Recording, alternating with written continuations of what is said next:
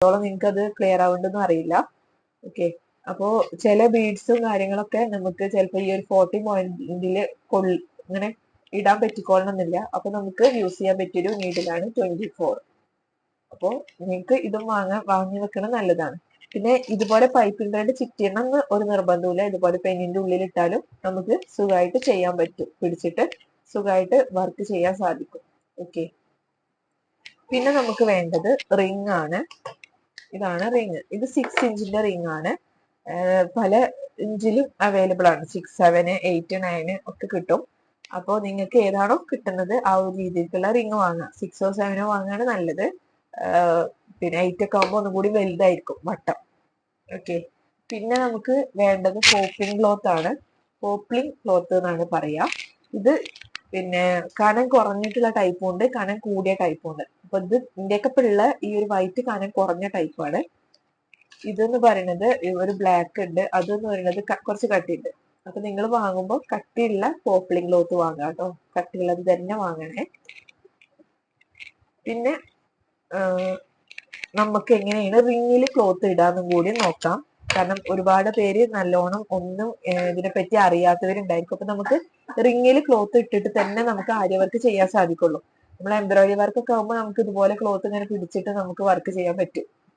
ഇതുപോലെ ഇങ്ങനെ പിടിച്ച് അടിയിൽ നിന്ന് സൂചി കുത്തിയെടുത്തിട്ട് ചെയ്യാൻ പറ്റും. എന്നാൽ നമുക്ക് ആര്യ വർക്കില് പിന്നെ അങ്ങനെ ചെയ്യാൻ ഇങ്ങനെ പിടിച്ചുകൊണ്ട് ചെയ്യാൻ സാധിക്കില്ല. നമുക്ക് റിങ്ങില് ഇട്ട് സ്റ്റാൻഡുമേലോ റിങ്ങുമേലോ ഒക്കെ ഇട്ടിട്ട് തന്നെ ആര്യ വർക്ക് ചെയ്യണം. ഓക്കെ, എന്നാൽ തന്നെ നമുക്ക് അത് നല്ല നീറ്റായിട്ട് ചെയ്യാൻ പറ്റുള്ളൂ.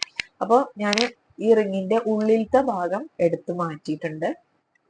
അതിനുശേഷം നമ്മൾ ഈ ഒരു ക്ലോത്ത്, ഈ ക്ലോത്തിന്റെ വലിപ്പം എന്ന് പറയുന്നത് നമ്മളിപ്പോ ഈ ഒരു റിങ്, ഇതിപ്പോ ഞാൻ പറഞ്ഞല്ലോ 6 ഇഞ്ചിന്റെ റിങ് ആണ്. ഈ ഒരു 6 ഇഞ്ചിന്റെ റിങ് ഇതുപോലെ വെച്ചാൽ ഈ ഒരു 4 സൈഡിലേക്കും തുമ്പുണ്ട്. ഓക്കെ, 4 സൈഡിലേക്കും ഒരു 1/2 ഇഞ്ചോ 1 ഇഞ്ചോ തുമ്പ് വിട്ടിട്ട് വേണം നിങ്ങൾ കട്ട് ചെയ്തെടുക്കാൻ.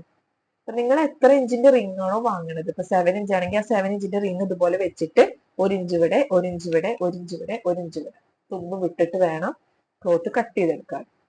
ഓക്കെ, അതിനുശേഷം ഇതുപോലെ ഉള്ളിലത്തെ റിംഗ് ആണ് കേട്ടോ, ആ സ്ക്രൂ ഇല്ലാത്ത ഉള്ളിലത്തെ റിംഗ് ആണ് നമ്മൾ എടുത്തിട്ടുള്ളത്. അതിന്റെ മുകളിൽ ക്ലോത്ത് വെക്കുക. ഇതുപോലെ വെച്ചതിന് ശേഷം ഈ ഒരു റിങ്ങിന്റെ സ്ക്രൂ ലൂസാക്കി കൊടുക്കുക. നന്നായിട്ട് ലൂസാക്കി കൊടുക്കുക. ലൂസാക്കി കൊടുത്തതിന് ശേഷം ഇതിന്റെ മുകളിൽ വെച്ചിട്ട് ഒന്ന് പ്രസ് ചെയ്ത് കൊടുക്കുക. ഓക്കെ, കണ്ട, ഇതിന്റെ മുകളിൽ വെച്ചിട്ട് ഒന്ന് പ്രസ് ചെയ്ത് കൊടുത്തു. ഇപ്പൊ ഈ തുണി കണ്ട വളരെ ലൂസായിട്ടാണ് നിൽക്കുന്നത്. അപ്പൊ നമ്മള് ജസ്റ്റ് ഈ ഒരു സൈഡിൽ നമ്മൾ തുമ്പ് ഇട്ടിട്ടുണ്ടല്ലോ, ഈ ഒരു തുമ്പ് നമ്മൾ ആദ്യം നന്നായിട്ട് പിടിച്ച് വലിച്ചു കൊടുക്കുക സൈഡിലേക്ക്. ഈ സൈഡിലത്തെ തുമ്പുകളൊക്കെ ഇതുപോലെ പിടിച്ച് വലിച്ചു കൊടുക്കണം.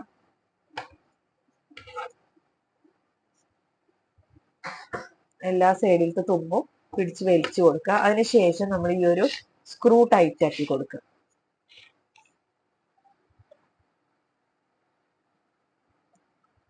ഓക്കെ, സ്ക്രൂ നന്നായിട്ട് ടൈറ്റ് ആക്കി കൊടുക്കുക. ഈ ടൈറ്റ് ആക്കിയതിന് ശേഷം നിങ്ങൾ എല്ലാ സൈഡും ഒന്നുകൂടി വലിച്ചു കൊടുക്കണം, നന്നായിരിക്കും. ഒന്നുകൂടി ടൈറ്റ് ആയി എന്ന് ഉറപ്പ് വരുത്താൻ. ഓക്കെ, ഇതുപോലെ ഇപ്പൊ നേരത്തേനേക്കാളും കണ്ടോ, നമ്മളിങ്ങനെ തൊടുമ്പോ താഴ്ന്നു പോകുന്നില്ല, കുറച്ചൊരു സ്ട്രോങ് ആയിട്ട് നിൽക്കുന്നുണ്ട്. അപ്പൊ അത് അത്യാവശ്യം ടൈറ്റ് ആയിട്ടുണ്ട്. ഇനി ടൈറ്റ് ആയിട്ടില്ല എന്നുണ്ടെങ്കിൽ ഇതുപോലെ സ്ക്രൂ ടൈറ്റ് ആക്കി കൊടുക്കുക. അതിനുശേഷം ഒന്നുകൂടി സൈഡിൽ ചെറുതായിട്ട് ഒന്നുകൂടി വലിച്ചു കൊടുക്കുക. തുണി കീറാതെ ശ്രദ്ധിക്കണം. ഓക്കെ, അപ്പൊ ഇത് നന്നായിട്ട് ടൈറ്റ് ആയിട്ടുണ്ട്. ഓക്കെ, ഇങ്ങനെയാണ് റിങ്ങില് ക്ലോത്ത് ഇടുക കേട്ടോ. അപ്പോ നമുക്ക് മെറ്റീരിയൽസ് ഒക്കെ ഇപ്പൊ മനസ്സിലായെന്ന് വിചാരിക്കണം. മെറ്റീരിയൽസിൽ തന്നെ എന്തെങ്കിലും ഡൗട്ട് ഒക്കെ ഉണ്ടെങ്കിൽ നിങ്ങൾക്ക് ചോദിക്കാം കേട്ടോ. Okay, thank you.